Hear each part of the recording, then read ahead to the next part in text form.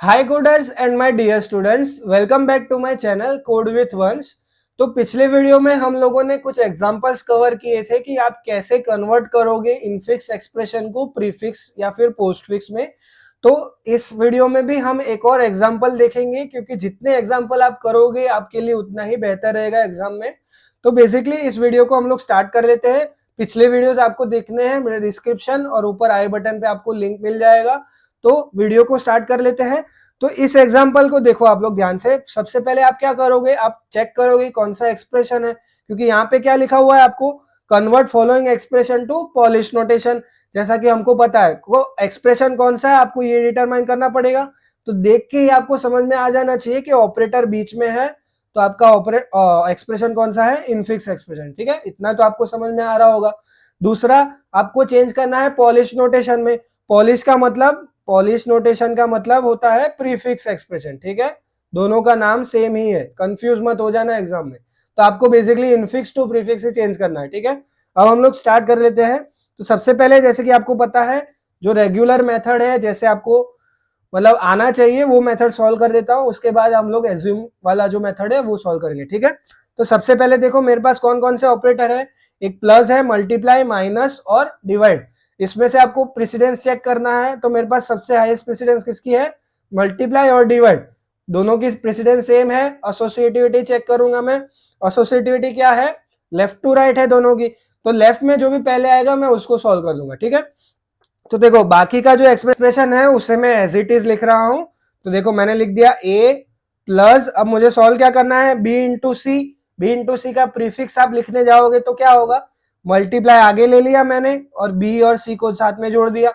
ऐसे ही आप कन्वर्ट करते हो। बाकी का एक्सप्रेशन मैं एज इट इज लिख रहा हूं। देखो मैंने कुछ चेंज नहीं किया बाकी के एक्सप्रेशन में।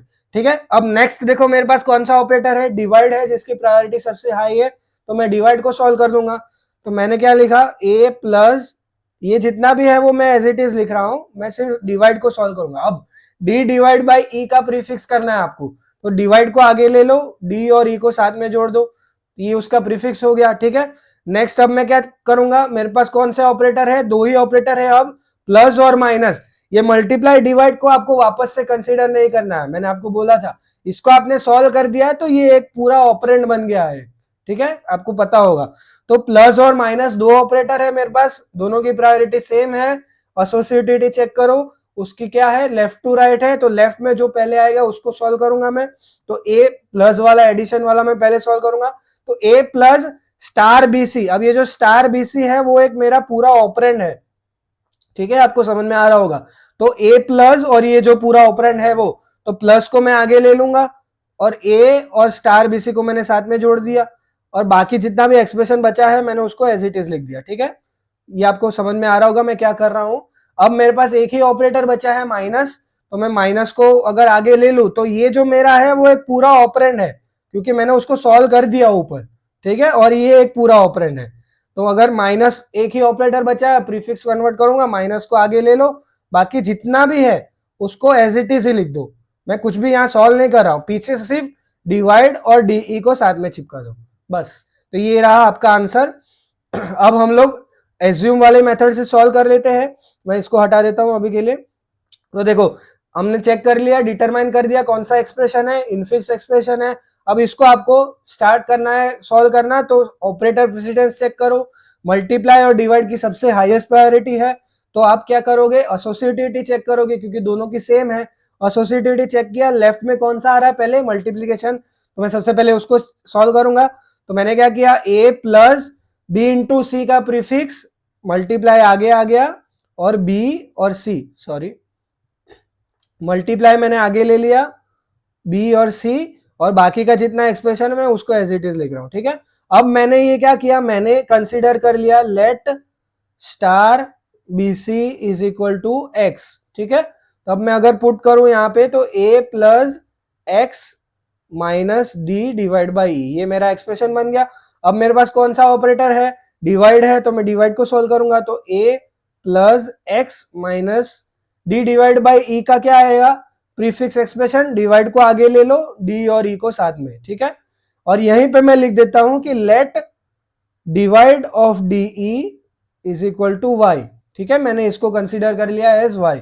तो एक्सप्रेशन मेरा क्या बचा, a plus X minus Y, ये मेरा एक्सप्रेशन बचा। अब मुझे क्या सॉल्व करना पड़ेगा, प्लस और माइनस दो ऑपरेटर है, दोनों में से प्रायोरिटी किसकी हाई है, दोनों की सेम है, तो एसोसिएटिविटी चेक करो, लेफ्ट टू राइट है, तो सबसे पहले लेफ्ट में कौन आ रहा है, प्लस, तो मैं उसको सॉल्व करूंगा। तो a प्लस एक्स का प्रीफिक्स क्या होगा, प्लस को आगे ले लो ए एक्स, ठीक है, और माइनस वाई।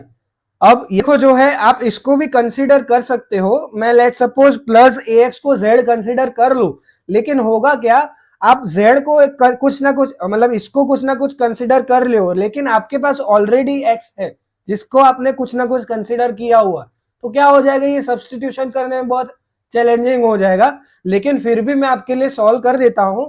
तो मैं लेट सपोज इसको ले लेता हूं प्लस एक्स को जेड, ठीक है, मैंने इसको जेड कंसीडर कर लिया, तो मेरा एक्सप्रेशन क्या बचा, z माइनस वाई, और इसको अगर आप सॉल्व करोगे तो माइनस आगे ले लिया, जेड वाई को मैंने साथ में रख दिया, ठीक है।